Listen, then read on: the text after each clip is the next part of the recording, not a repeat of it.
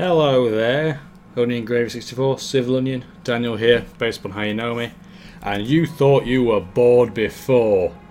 Now we're going to play a properly boring game. No, I'm joking. This may not be a game to everybody's tastes, but I've played a little bit of it, and I quite enjoy it. And what we're going to do today is start a new game. And we are going to try and fix the United States of America. Not to be controversial, and let's say this before the start, anything I do in this game is not representative of any political belief I have or any belief I have towards anybody else or anything else. Anything in this game is designed to try and make the game interesting or win, and is not a direct reflection of who I am. That's the boring disclaimer out of the way, because I've already fixed the UK and France. I fixed them in my mind by getting rid of all their debt. I don't know if we'll be able to do that with the US because they have more debt than every other country in the world added together or something ridiculous like that. But either way, we're going to play the United States. And if you hadn't worked out by the name Democracy 3, this is a game about politics. Probably didn't blow your mind with that thought. However, there's a bit more to it than that. And by that, what I mean is, in this game, you have to fix the country you've chosen. In this case, I've chosen the United States of America. We're going to put, we'll have a 4-term limit, why not? I don't want to put no limit on because I have the issue of I don't know when I've won and when I haven't, unless I set myself arbitrary goals. But yes, the party names have no reflection on your style, so don't worry about them. Term years are going to be 4 like they are in real life. Apparently the US gets hurricanes and earthquakes, which is true. They don't have compulsory voting because they're not Australia. And they don't have a monarchy like the UK. We're going to leave the difficulty as is, and the innate liberalism and socialism. We'll leave political apathy as is as well. Political apathy being the people that just don't care about politics. Obviously the higher political apathy is less likely people are to vote for anything. So, I've played this a couple of times with the US. The first time I got assassinated by communists. And the second time, I can't even remember. I lost the vote. That's what happened. Yeah, if you lose the vote, you automatically fail. Like, the game's over. If you lose the vote, the game's over. So we're going to try and not do that, obviously. So, congratulations on your election victory. We are now the President of the US. I am not exactly a Barack Obama lookalike, or if this is down the line in the future when Barack Obama is no longer president, whoever's in charge. We have to look after 317 million people. In a way, it feels like that for me in real life. Anywho, we need to get re-elected in 4 years' time. And if we look at our beginning statistics, GDP's pretty bad. That's gross domestic. And basically, the higher that bar is, the better the country is doing in its economy. Health is appalling because it's the USA, which is basically a giant diseased ape, where they don't want free healthcare. I think that actually might have been a Yahtzee reference by accident. Again, if you didn't listen to the start of the video, my opinions right now do not represent who I am. I'm trying to make this video interesting. Health's awful. Education, on the other hand, is really good. So we've got very smart people, but they're dying of eating too many cheeseburgers. Or dying on the street because unemployment's pretty high. So homelessness is probably very high as well. And look at the crime. Because there are so many people that are unemployed and can't afford their healthcare, they're committing crime. Although, surprisingly, poverty is quite low. Let's begin our term. I've waffled for long enough. And, okay, I'm just going to move this across so I can see how long I've actually played this for, because that would be useful for stopping and starting videos, would it not?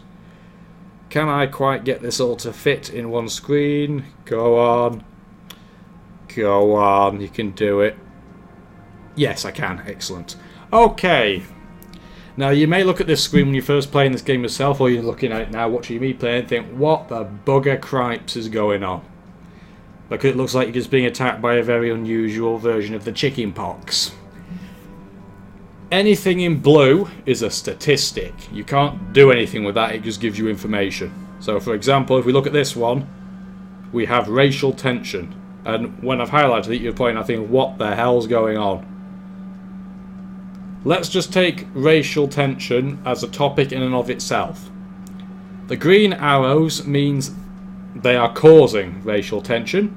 The red arrows mean they're trying to lower racial tension. The quicker the arrow is, the more effect it is having. And the direction of the arrow is also important. So if we look at racial tension, it's actually causing vigilante mobs, whereas unemployment is causing racial tension. Does that make sense? Probably not, but we're going to crack on anyway. The things in red, as you may guess, are the things that are bad. And because we're the United States of America, several things are bad. We have alcohol abuse. We have antisocial behaviour. We have vigilante mobs. We have internet crime. We have narcotics abuse, yep, drug addiction. We have asthma epidemic.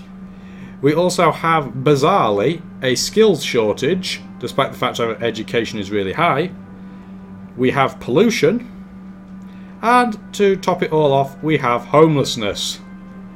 So we have a lot of problems to fix. The things in white are the things we can change. I will show you those a little bit later. I want to show you the other category first though. Notice how we have this in green. We have technological advantage, and we're going to click this and we're going to get death by graphs. This game has a lot of graphs in it, so if you failed your statistics degree or class, probably not the game for you. Anyway, the USA has technological advantage, so it leads the world in a number of major areas of technology, science, you know, all that sort of guff. Now that's great, and to show you using this example, we have causes and effects. We have technological advantage because of the causes. Technological advantage has an effect and it improves other things. So for example, our really, really good technology means we have technological advantage. Its effect is that we have more productivity and a higher GDP. We'll have a quick look at the graph to explain it. Notice how the blue line is what value we have, and then we have triggers. Now, we have technological advantage. If we had that graph dip below the start trigger, that would be fine. We'd still have technological advantage. If it dipped below the stop trigger though, we no longer would, so we wouldn't gain any benefit. In comparison, let's pick one at random. Ooh, let's pick alcohol abuse. Look how high the graph is, that is ridiculous. This works the same way, but kind of in the opposite way. Let me explain. Alcohol abuse is obviously a bad thing. It causes big issues with health, and it causes a lot of crime. If our value drops below the start trigger, we still have alcohol abuse. It has to go below the stop trigger for it to stop happening. So usually what this means is when you get something really good or really bad, it's actually quite hard to get rid of it unless you try hard. And obviously when it comes to things like technological advantage, it's good that it's hard to get rid of. It's really useful. Alcohol abuse though, it's not so good. And as we have a lot of red circles, we're going to have to deal with it. Won't bore you too much more. We'll just cover really one other thing. We have a cabinet of people. And the cabinet determines how well our policies are employed and what types of policies and how often we can change policies. Now, at the moment, our 6 people are reasonably good. Notice, for example, how our Public Service Minister, Donna Gray, gives us 4.7 political capital. The more political capital they give, the more powerful legislation you can change and the more things you can change in general. Compare that, for example, to our Foreign Affairs Minister, Sandra Thomas. She's not given us as much potential. There's three little bars there. Loyalty, experience, effectiveness. The more loyal somebody is to you, the more political capital you get. The more experience they have, generally, the better their effectiveness is. And the better their effectiveness is, the better they do at changing the legislation that you've picked. When you have new people, they tend to do very badly, so your changes work slower and less efficiently. Finally, we have sympathies. We'll use Sandra again as our example. Her sympathies are conservatives and capitalists. What that means is that not only will she boost the relationships with those people, but if you start pissing them off, she will get less loyal. And if she leaves and chooses to resign, that causes problems. Everybody gets very angry at you. And your popularity as a consequence goes into the floor. So we have to quickly check. Sympathies, I think, are very important. Conservative capitalists is okay. That's okay. That's a bit rubbish. That's reasonably good. That's problematic. Okay. And that's what I didn't want to say. Religious tends to not do very well in this game.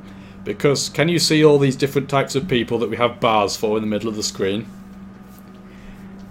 Now, quite a lot of these are diametrically opposed to one another. Not always. And to cover the bases, for example, a socialist and a liberal are not the same thing, even though that's very commonly confused. So let me quickly cover. Socialists like free healthcare, and they actually quite like being taxed because it levels people out. They're all about equality. The opposite to them are the capitalists. They want businesses to do well, they want to lower wages, and they want less tax. The retired, as long as you don't really mess with their inheritance tax very much, don't usually get too bothered. Motorists and parents, on the other hand, tend to be diametrically opposed, not because they should be, but parents in this game are paranoid about cars, speed limits, and lack of buses, whereas motorists kind of like all those things. Commuters can also be sometimes diametrically opposed to motorists because they like public service, bus, trains, monorail.